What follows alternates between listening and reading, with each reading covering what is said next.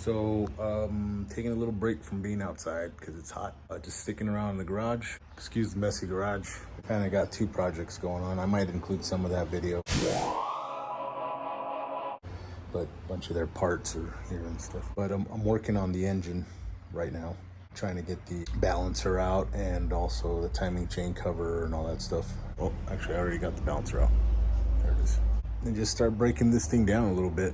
So originally when we started taking this thing apart, of course we let the oil out. Found a bunch of like little shavings in the oil, like quite a bit of them. So I was really worried about some stuff being chewed up in here.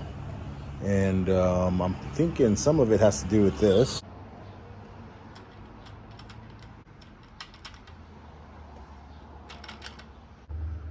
All right, so I'm not a professional, but this chain was really loose on here, on this sprocket. I don't know if you guys can see, there's like gouges out of this thing and really rough edges here.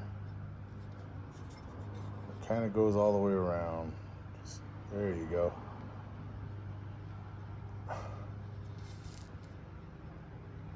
It's all the way around. Look at that, you can see a little chunk missing out of there. So, chunk missing out of there. But I'm pretty sure this is the source of our shavings. I mean, I don't know anything. Once again, I am a novice. I'm kind of figuring all this stuff out as I go along. Chain doesn't look like it's bad. I do have a double chain I'm gonna put on there. But man, I mean, I can feel like some gritty shit on here. It's in between my fingers right when I pick this up. So 100%, at least that's one of our sources of our shavings. I'm not sure if it's the whole thing until I start taking all these caps off. I'm sure some of this crap, I mean, this is oil passages. So I'm sure some of that, obviously some of that crap came down, right? If it was in the oil pan.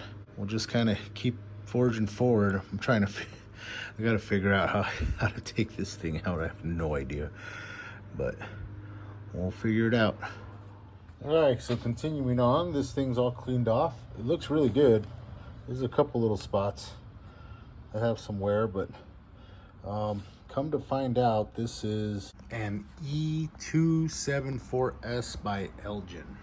So it is an aftermarket cam. So what we're finding out as we tear this engine apart is this engine was built at some point.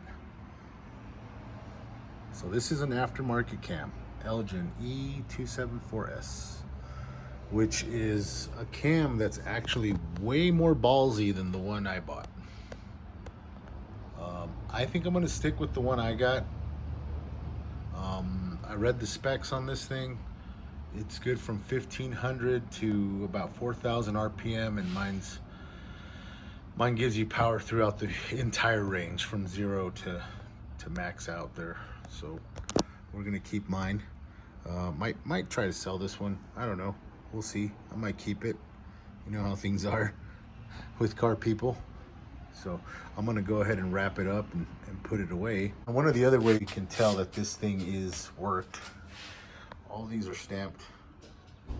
So that the stamping is not factory.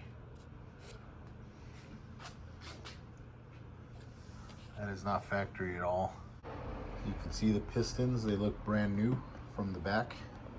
From the front, they're a little dirty because they've been combusted on. It's got a nice oil pump on it, but this is aftermarket. We'll probably reuse this. This is a good collector. I already did the bolt, so we'll go ahead and take it off, clean it up, see what it looks like. So, cleaned it up a little bit. This is in fact a Melling 55, M55. It is simply a stock replacement oil pump for a small block Chevy. There's nothing special about it. The one that I'm going to replace it with is a high volume. So I still got to figure out how to pull this thing off. I think you just kind of wedge something in there and pop it off, but I'm not sure. We'll see. All right, so here's the comparison. This is the old one. This is the new one I bought. It is a little bigger. It's a little bigger. It goes up a little further. I don't remember what brand it is. I did buy it on Amazon. It was not their cheapest one they had. It cost a few shekels. But yeah, this is the one that's going to be going in, the brand new one.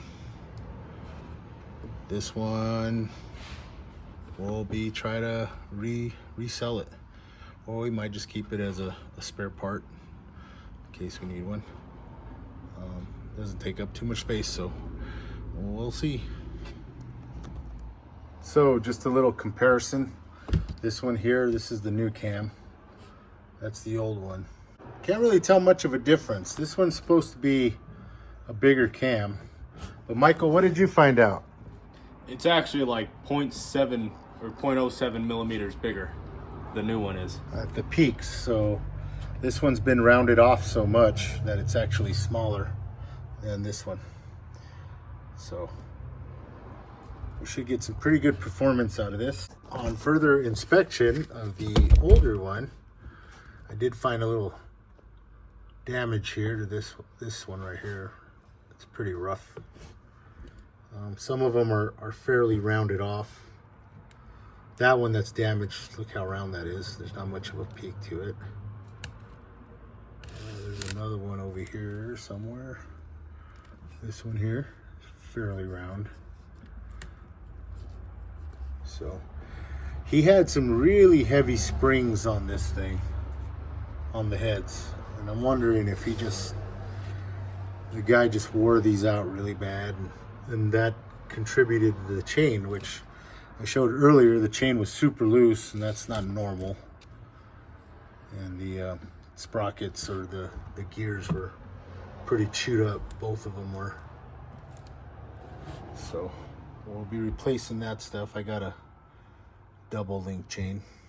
Oh!